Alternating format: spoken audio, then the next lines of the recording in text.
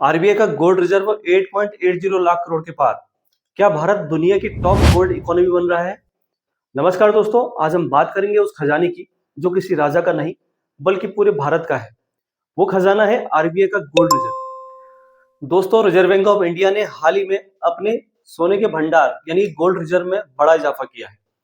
अब आरबीआई के पास करीब 8.80 लाख करोड़ किलो सोना है, जिसकी वैल्यू लगभग 8.4 लाख करोड़ रुपए के आसपास है दोस्तों।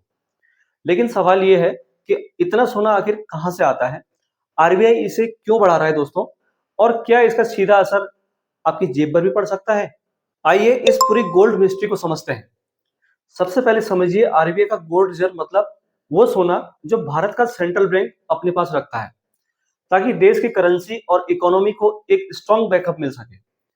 जब हम कहते हैं कि आरबीआई के पास 8.80 लाख किलो सोना है, तो इसका मतलब होता है कि भारत के पास एक बहुत बड़ी रियल एसेट्स वैल्यू मौजूद है, जो किसी भी ग्लोबल क्राइसिस में देश की इकोनॉमी को संभाल सकती है।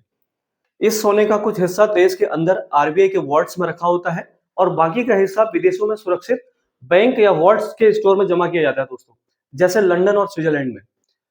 अब सवाल आता है, आरबीआई इतना सोना क्यों खरीद रहा है? दोस्तों, इसके पीछे तीन बड़ी वजहें हैं, आइए जानते हैं।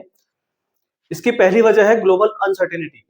जैसा आपने देखा होगा, ये रूस यूक्रेन का वॉर कितने साल हो गए लगातार चल रहा है, मिडिल ईस्ट में टेंशन और अमेरिकी डॉलर की कमजोर स्थिति। इन सब की वजह से पूरी दुनिया में इकोनॉमिक इनस्टेबिलिटी बढ़ रही है दोस्तों।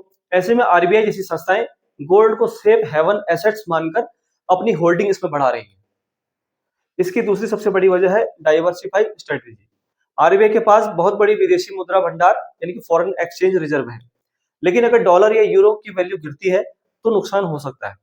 इसलिए आरबीआई डाइवर्सिफाई कर रहा है, यानी फॉरेन करेंसी के साथ साथ गोल्ड भी रख रहा है। इसकी तीसरी सबसे बड़ी वजह करेंसी कॉन्फिडेंस।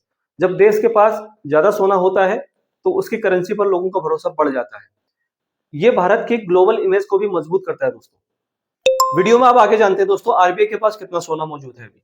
लेटेस्ट डाटा के मुताबिक आरबीआई के पास अब तक लगभग 880 टन यानी कि 8.80 लाख किलो सोना है। पिछले 6 महीने में यानी कि 2025 और 26 की पहली तिमाही में आरबीआई ने 600 किलो सोना नया खरीदा है। इसकी कुल वैल्यू करीब 8.4 लाख करोड़ रुपए है।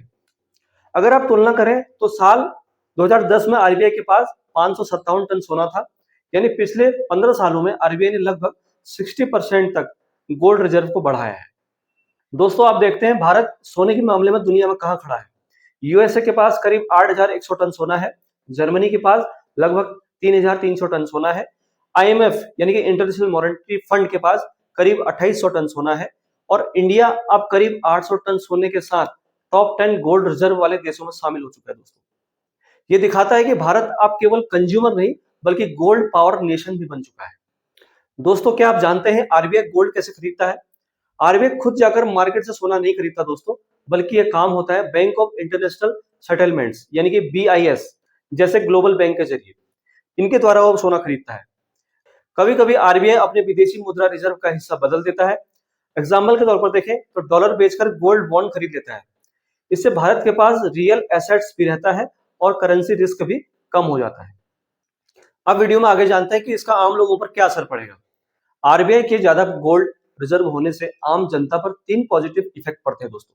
जो पहला इफेक्ट पड़ता है वो है रूपी स्टेबल रहता है।